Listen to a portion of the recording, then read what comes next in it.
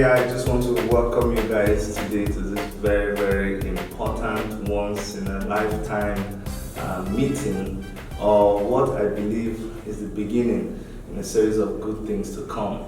I have in front of me here two gentlemen that if you do not know them, you should go and reset your whole system.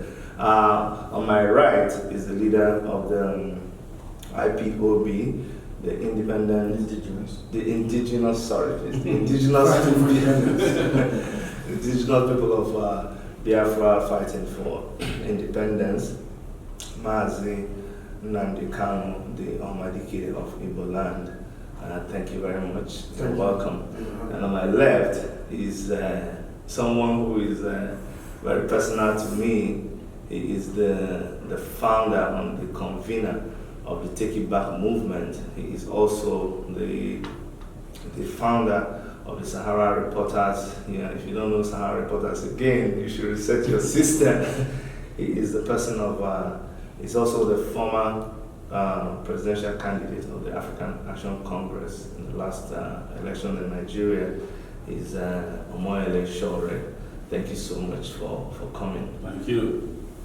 Now, this is so important because these two people here, in my opinion, represent the future of our country, Nigeria, and in a way, the future of Africa. Because I've always believed that if Nigeria gets it right, the rest of Africa will get it right.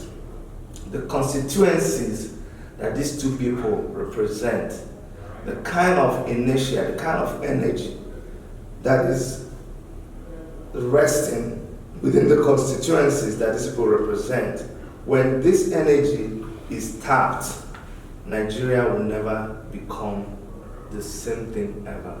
So I'd like to welcome you people to this interview. You guys had a meeting, a one-on-one meeting, a private meeting, and what we would want, it was off camera. So the reason why we're doing this is for us to be able to, if you permit us, to share what is the content of that personal meeting that you guys had. First of all, Mr. Omoyele Sowore, you had initiated this meeting, and I want to know what was your reason for wanting this meeting to happen. Well, as you mentioned, I ran as president in Nigeria in the last election, and part of the reason I ran was to see Nigeria completely for what it is. And after the exercise was concluded and a winner was selected, I've seen Nigeria completely for what it is again, the second time. But before now, I've been trying to reach actually Mazi even before the election. It happened at our station. Sarah TV was one of the first interviews he had. They had some of the widest coverage worldwide, where he made proclamations that are true to today. And but I couldn't during the election. And I decided when I heard it was in the state that we should meet, that the conversation that will discuss the humanity around the area known as Nigeria today must start now, and we must start having organic connections and collaboration. I came out of that election knowing fully well that without some serious action, the place we refer to as Nigeria today will become history pretty soon. And it will become history by virtue of its own internal contradictions. And during the election, I'm known as having said that a lot of things are wrong with Nigeria. I mentioned the fact that the Constitution is a fraudulent document. In fact, I said it at a debate that Nigeria was set up as a business, and until it becomes a nation, we're deceiving ourselves. So, what you have said earlier is the energy that's in the room here today, but I think beyond that is also history that is being made here today. That young people who have ideas, young people who have conviction, young people who are willing to make sacrifices can meet one-on-one and have a very honest and truthful conversation. If you call it a private meeting, it means that we cannot disclose some of the conversations we've had. Okay. So we've had a private meeting, and it's going to be one of the series of meetings that we will be having going forward. All right. And he's very clear. I cannot speak for him. Mazi is very articulate enough to tell what his position is on matters. But we had a very, very great meeting, and we had discussions that opened ourselves. So we opened up to ourselves about what we think we need and what should be happening. And like I said, he will tell you what he feels, but I'm excited. Right. That's what I can tell Your viewers about this meeting. All right, thank you very much. Mazi Nnamdi Kanu of my DKND, you are known as a very, very tough human being. And when I reached out to your people, and I held my fingers crossed, and they came back to me and said you have agreed to meet with Omoyele Sowore, I cannot explain why you agreed to meet with him. Why did you agree to actually meet with Omoyele Sowore? I agree because actually there's a sort of love-hate relationship between Southwest and IPOB. When they give us very favorable coverage, we laud them, and when they don't, of course, we do the opposite. Okay.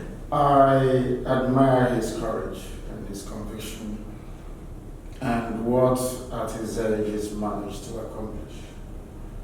And running for presidency in the land of the dinosaurs, as I call it, is on its own a very remarkable achievement, so I commend him for that. I also agree to this meeting because there are a lot of misconceptions about what we represent, what I represent in terms of the agitation for Biafra, which I think sometimes is lost in the haze of ethnic interpretation, I would call it. So having a one-to-one with him will allow me to clarify my position and that of IPOB. And more so because most of my rather memorable pronouncements were made on Sahara TV when I was here a few years ago. So it will be an opportunity for us to sort of revisit that, nostalgically speaking, of course. Another thing is that I needed the West, the Yoruba race, to understand that IPOB is not against the Yoruba people. I am not against the Yoruba people. Most of my very good friends are Yorubas, and very, very close. When I mean good friends, I mean very close friends indeed. And most of those that actually fought for me when I was incarcerated were Yoruba people, and they spoke up very eloquently about the injustice being meted out, not just to myself, but to IPOB in its entirety. Prior Debanjo, we went to his birthday, that was last year, and we'll do so. We know that God will keep him, we shall also do so this year. Everybody knows about my affinity to Fani Kayode, how close we are, and I share as well.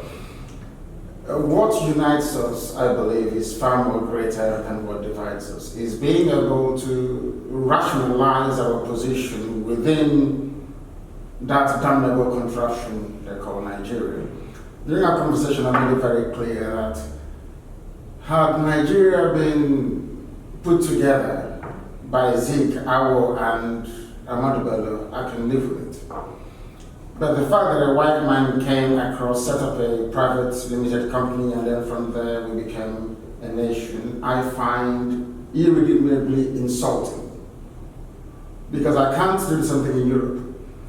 It would be very foolish of me to allow that to happen in Africa.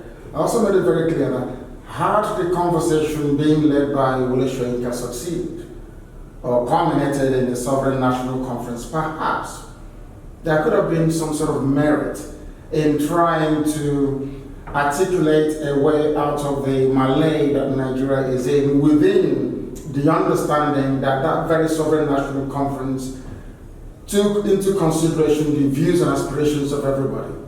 Because Nigeria, the way you see it, is not just about the Igbos, the Hausas, and the Yorubas. There are other people within as well. Their views and their opinions must also count. But having things the way we do right now in that part of the world, their voices are being subdued. And it's not fair. I am a freedom fighter. I fight for not just my own freedom, but for the freedom of everybody else. I don't want anybody to suffer. I don't want other African countries to be in poverty whilst Biafra grows and flourishes. I want everybody to be fine. And also made it very clear to him that I am prepared to convince Biafrans to make sure that oil and gas found in Biafra land in this present day is distributed to everybody else to do with as they please. If it means handing it over to the UN to supervise the sale and disbursement of funds, so be it. I don't want people to think that our agitation for freedom has anything to do with, wealth or economy or the need to exclude other people. Not at all. I want to make that categorically clear. And I also said to him that I have this, I wouldn't say Pan-African, but a West African vision and view. And I want to see everybody else developed.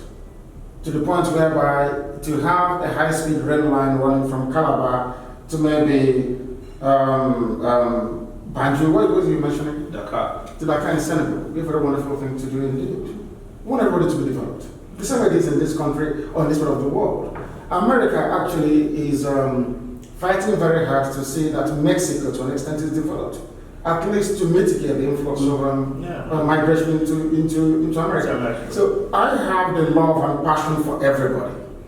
But it was the way that Nigeria is structured that made it almost impossible to get that very message across. So we're left with no choice than to, because they say charity begins at home. You need to save yourself before you save other people. That's right. That's what we're trying to do. That's right. Thank you very much. Mr. Sowore, you were in Nigeria, you were in the thick of things. One thing that endears me to both of you is that you were there, you left your place of comfort and you were in Nigeria and you were in the thick of things and you went around campaigning even in the village of the president and without security, and you faced all kinds of things. And yet, there is, just like Mazi Nnamdi Kanu has said, there are some misconceptions out there. One of them is that, why did you take money from Buhari to make sure that he wins this election? First of all, you took money from Buhari in this election, and in the past, APC had paid you to work against Jonathan. So can you explain to us why you did that? Well, let me first correct an impression. According to Mazi, Buhari's village is not the place I went to. Buhari is from Sudan. So it's on record that you say that Buhari is from Sudan. But here is the point, and we have to get serious about what we're about. Still, a lot of people have this misconception that if you are courageous enough to confront the system, the way we have done, and with the far-reaching connection, coverage, and reach you have, you must somehow be taking money from somebody. I mean, Mazi himself has been accused. Yeah, I was going to his So, but it's part of what you do in leadership when you are in the freedom fighting zone. One of the things that people are throwing darts at you, what most people don't know is that I am actually of a Joe extraction. A Joe Apoy in Enugu State. So if I were to be close to anybody to take money, it would be from Jonathan. If I really wanted money, and if there was time that Nigeria had money when we were selling oil at $100 and above, it was the easiest time to take money. So if I didn't take it and I opposed Jonathan, that means there's something to my character. But I don't want to waste time on it. We are here talking about substance, about the future. Yes. And not distractions. Exactly. I went into the election hoping that people will open their eyes, young people, to turn the tables around the people who are, running all of us down. But that did not happen. But what happened out of it, which I'm excited about, is that people are now sufficiently, a lot of people, energized, conscientized, and mobilized to understand that elections alone cannot solve Nigeria's problem. that counting of votes or the way they have dominated the process can solve it. There's something far greater than that. In fact, I propose a revolution. Should be, and that is what I'm committed to at this point. And that is the reason why I align with anybody. And we've had these conversations in private. I believe that even in a new state of Biafra that's been proposed, justice must be a key part of what will prevail there. Otherwise, you will still find pockets of the oppressors who left Nigeria, because these oppressors have tasted blood in Nigeria. Suddenly they cannot be drinking coffee in Biafra. They will try to do the same thing. But what has not been tried and tested is a system of governance that uplifts the integrity of people on the continent of Africa. And Africa as a whole is suffering this. I'm a Pan-Africanist. Left to me, the entire African continent should be one nation. In fact, what was rejected by Europeans when Nkrumah and the rest were proposing an Africa, one Africa, is what they're now using it at the European Union. One currency and integration of all the European unions and nation states that are pretty much borderless. But when this was proposed by Nkrumah and the rest, they killed them, they maligned them, they used propaganda to destroy that agenda and did not allow Africa to take up as a continent. And they were instituting and putting in their puppets on the continent of Africa. And I think everybody that is aspiring for a better future cannot afford this kind of puppets in any space. And we've been able to make it very clear, articulate it within the period of a year and a half that I was running for presidency, what Nigeria could achieve if it went the other direction. If it didn't, it's very obvious that Nigeria is heading for a collision. Anybody who says at this time that he's seeing light at the end of the tunnel in Nigeria should be expecting a collision with another oncoming train. That is the conclusion that I came with after the election. And I made it very, very clear. But conversations that needs to happen at this stage cannot be conversation about what they are discussing in the beer parlor. We are talking about the lives of millions of people at stake, their dignity, their future, their children, a nation state or several nation states that are together, or federalism, whichever way we want to go about it. I'm here to discuss how we make it happen and how we make it happen as soon as possible before it gets too late. That's right.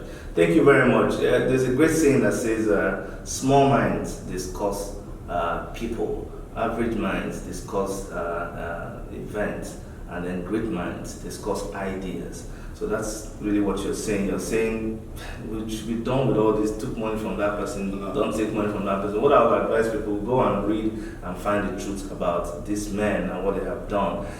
Based on your direction, I'm not going to waste so much time asking Mazi Nnamdi Kanu why he took money, whether he took money from Buhari to tell people to sit at home, because I know it's a lie. So he has tried it, instead of wasting our time on all those things, let's not go there. Let me ask you, Mazi Nnamdi Kanu, where do you see Nigeria headed now? Because with what is happening, I also don't see light at the end of the tunnel, the trajectory that we're good. But tell me where you see things headed and what you have seen happening recently that makes you come to that conclusion. As I said on Sahara TV 2015, if I'm not mistaken, Nigeria will be worse than Somalia very shortly. And all the signs are there for all to see. It will consume everybody. Millions will die. The world will do nothing about it. As long as the oil and gas continues to flow, that is their primary concern. They won't give a damn about what is happening to the poor people in Africa. Haven't you noticed that CNN hasn't covered the killings in Nigeria? Fox News, I'm here in the States, they've not covered it at all. because it is in the interest of certain individuals to make sure that this level of human atrocity happening and being perpetrated by Abba Kyari and that thing he brought in from Sudan, Jubril,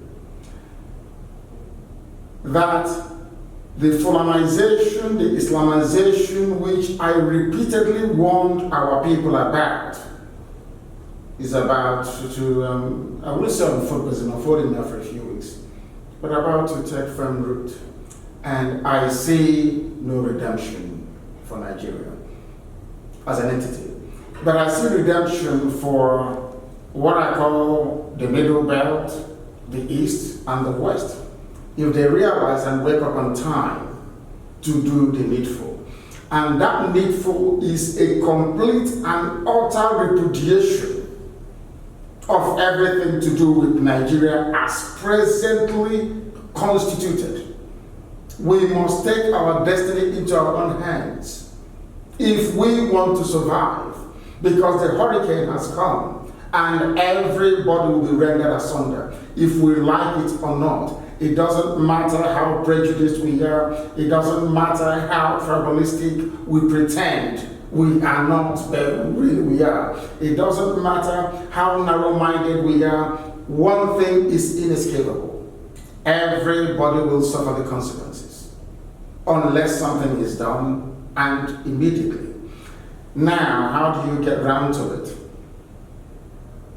It is an understanding, as so I've just said, that there are certain conversations that needs to be had. It doesn't matter if you're against Biafra or not, but you know that together, Middle Belt, West and the East, we can stop this very army of darkness on its track. And I want to assure the Yorubas that they have nothing to be afraid of. I think that most of the problem is this. The issue is the Yoruba Muslims. They are the ones that I have difficulties with. The Sultan was it Oshun State, I can't remember where, yesterday, was it 2 days ago, saying that the kidnapping going on in Yoruba land were being carried out by Yoruba people, which is a blatant lie. Olufalaye was kidnapped a few months ago. Had those kidnappers been Yorubas, Olufalaye was in a better position to know that. So we know they are Fulanis. So the allegiance of the Yoruba Muslims to the Sultanate in Sokoto is the problem that we're having. That is the only key problem we're having. Because I know and I believe very firmly that there are some people within the Yoruba intelligentsia, by which I include, of course, when I mean intelligentsia, I don't mean people that read only abroad between the 40s and the 60s. Once you can reason, you're an intelligent person. I believe that they are prepared to, or I believe that they understand where we are going to. That Biafra doesn't mean the exclusion of other people. We can have Biafra, Oduduwa, and the Middle Belt State, and sometime in the future, should our people agree, come together to have a nation as we have in the EU, allow the people to decide in which direction they wish to head to. That's what we're saying. Anybody thinking otherwise, suggesting otherwise, or discussing otherwise is being disingenuous. You are lying to yourself. Because what Biafra represents is freedom for everybody. Both political, social, cultural, and economic freedom. This is something we want them to understand. And from there, birth will be given to this new consciousness within Africa that will allow us to adequately identify who our enemies are and be able to do something or put something in place on time to make sure that the level of meddling from outside forces is curtailed immensely. Thank you very much. Before I go to Omoyele Sowore, you just, I know you've talked a lot in your speeches about, you say Yoruba pastors. Could you just address that? I want to know whether is it something against Yoruba people as a whole, or something against those particular men of God? Is not every man of God, because there were a lot of Yoruba pastors that when I went to visit my friend Fanny Kayode when I was released from my kidnapping ordeal, at the hands of the Nigerian government. Most of them rang and told me they've been praying for me. So I don't want to appear as if I'm generalizing, because I'm not. There are certain doctrines and narratives being preached by a section of very influential Yoruba Pentecostal ministers that I find objectionable. When evil is happening, you should be able to rise up from the pulpit and say that this is bad, it's evil. That's what I want. When you try to excuse the actions of a dictator, I find your preaching unpalatable, and I will speak out against it. Some people accuse him of collecting money from, that's one thing about us sometimes that we don't listen quite well, black people in Africa. How could he have taken money from anyone when he's today speaking against the same person that they claim that he took money from? It doesn't make any sense to any right-thinking person. What I'm saying is that if you're a minister of God and you preach the gospel, you should be able to preach whatever you're preaching according to the dictates of the Bible or whichever book that you're reading. When you say you're a servant of Christ or of the cross, and you condone what Abba Kyari is doing, because in essence, Abba Kyari is the president of Nigeria anyway. He's the one running the whole show. When you condone what Abba Kyari is doing in the name of Buhari through Jubril, then I have issues with you. Those are the ones that I condemn. As I said before, I have been misreported and misquoted on a few occasions. I believe that everybody will benefit from the industry and ingenuity of the West. I subscribe to that as well. Those driving this wedge of enmity between us are those who are benefiting. Yeah. Thank you very much. Mr. Omoyele Sowore, you started the Take It Back movement, and then it caught fire, and then just started, it just went all over the place in Nigeria and all over the world, and you did a series of town hall meetings. From what you have experienced and the interactions with Nigerians in the last election, project for me where you think Nigeria is headed and what you think is the solution. I think it's simple. The people who identify as Nigerians today must rise up and put an end to the slavery to which they have been subjected. They must put an end to the burden and the yoke of overlords and feudal lords, and sometimes from both states and non-state actors, because they're all working together. He mentioned religion. He mentioned churches. He mentioned Muslims. And all these overlords. I met with them. I confronted them during the campaign. I went to palaces. I went to churches, and we met the same thing. People condoning evil that they claim they're against.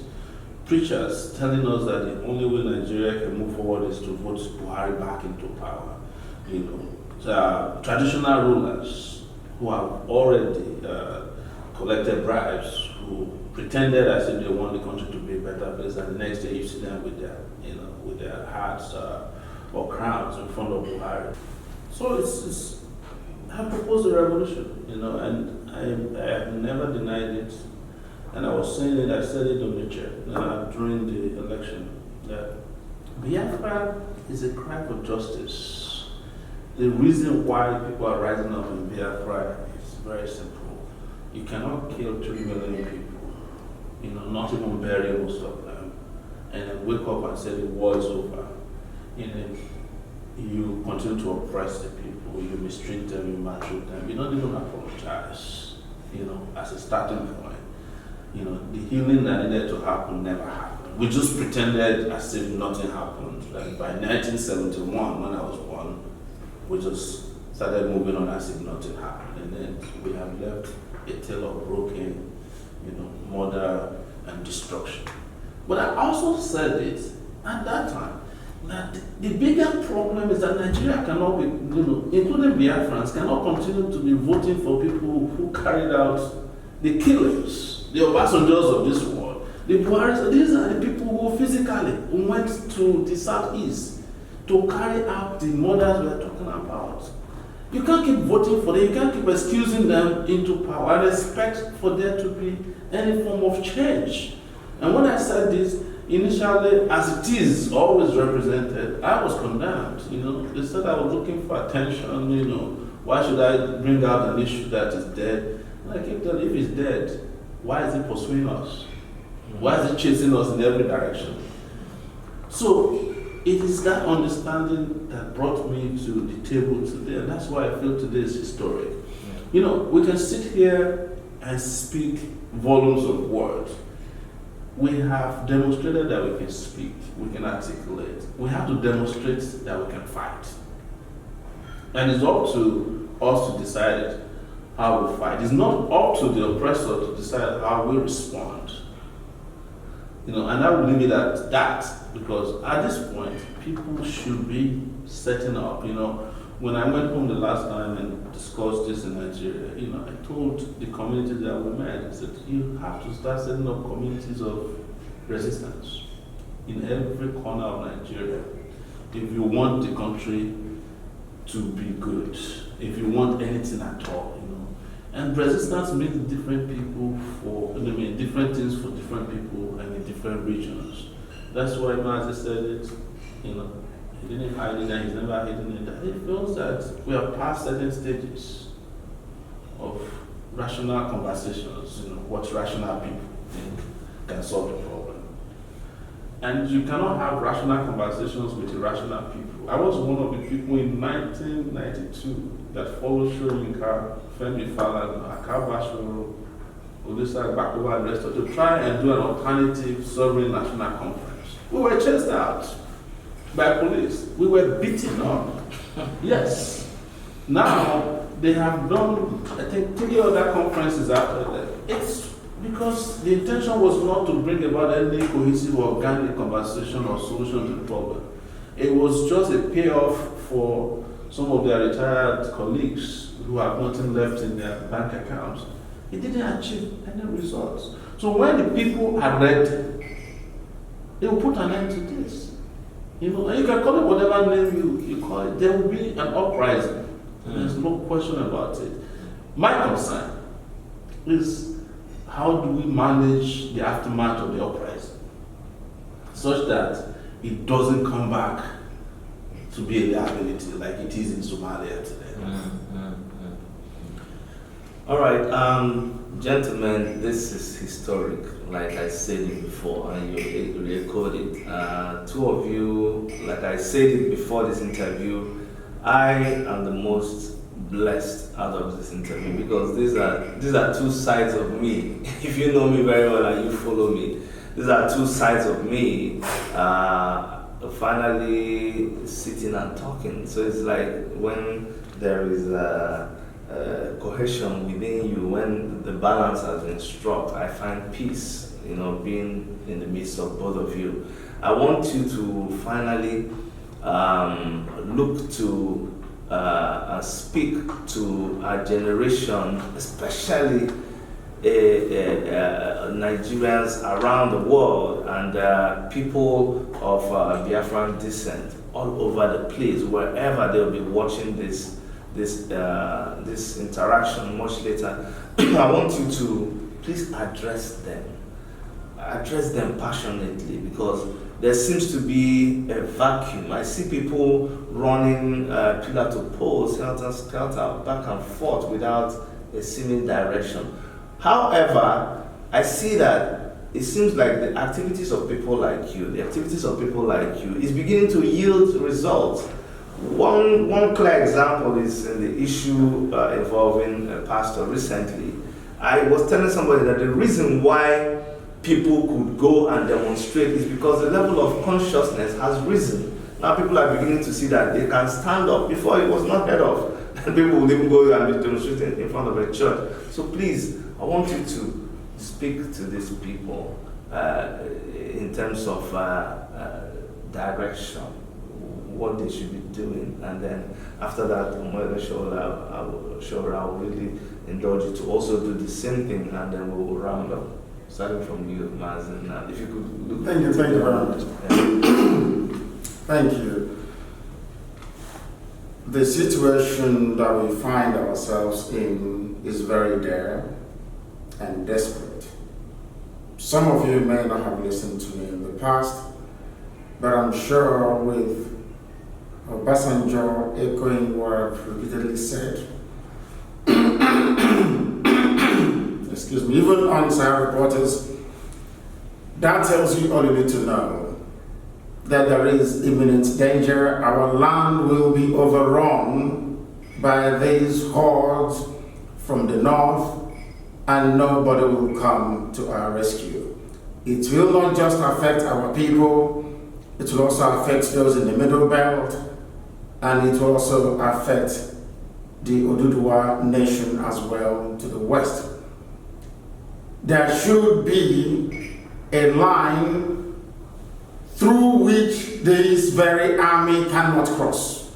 And that line should and must be drawn in the middle belt. If we don't draw that line, if we don't rise up to protect our people, we will all die. What I said before has come to fruition. If we do not resist Nigeria, we will all perish in the process. If anybody wants to form a nation, you decide who you build a nation with.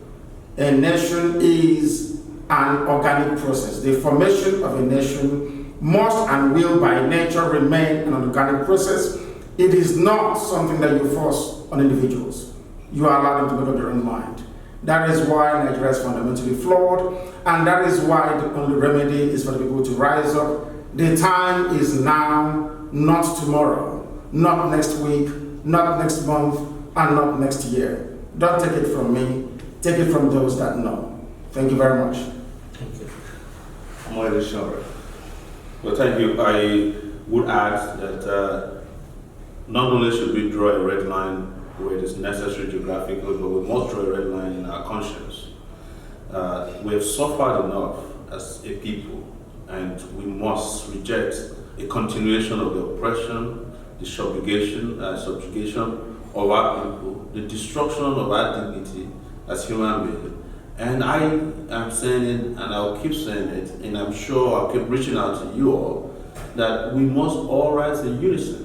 We must rise, and the time to rise, especially for young people, is now. Because if we do not organize, we will agonize forever and eventually perish. There's no question about it. We are surrounded at this point by tsunami. And it doesn't matter how much we scream. If we don't act and move, we will all be consumed by it. And I've said it, I've seen it, I've been to all of your parts of the country. I've been to Nigerians in all parts of the world. And I've repeated the same thing everywhere I went, that this issue is a social justice issue. And until justice is attained and achieved, we have no way of moving forward. We have come to that conclusion now. But the next thing is for all of us to act. And that's why I want to thank Mazi today for the opportunity to have this meeting. And we'll continue a series of negotiation and conversation that will make this a reality one day. I am hopeful that after this historic meeting, another one will happen, and one in which we will declare freedom for all. Thank you very much. Thank you, Omoyele Sowore, for accepting to do this interview. Thank you, Nnamdi Kanu, for accepting. And like they used to do when we were kids, and to encourage people, I want all of you to shake hands. Of course. Absolutely. Thank you very much. Thank you very much. Thank you.